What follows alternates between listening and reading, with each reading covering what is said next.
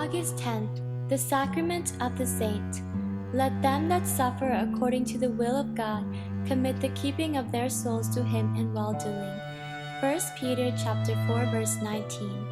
To choose to suffer means that there is something wrong. To choose God's will, even if it means suffering, is a very different thing.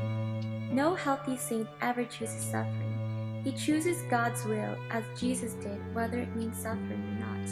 No saint dare interfere with this discipline of suffering in another saint. The saint who satisfies the heart of Jesus will make other saints strong and mature for God. The people who do us good are never those who sympathize with us. They always hinder, because sympathy enervates. No one understands a saint but the saint who is nearest to the Saviour. If we accept the sympathy of a saint, the reflex feeling is, well, God is dealing hardly with me. That is why Jesus said self-pity was of the devil. See Matthew chapter 16 verse 23. Be merciful to God's reputation. It is easy to blacken God's character because God never answers back.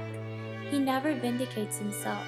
Beware of the thought that Jesus needed sympathy in his earthly life. He refused sympathy from man because he knew far too wisely that no one on earth understood what he was after. He took sympathy from his Father only and from the angels in heaven. Luke chapter 15 verse 10. Notice God's unutterable waste of saints. According to the judgment of the world, God plants his saints in the most useless places.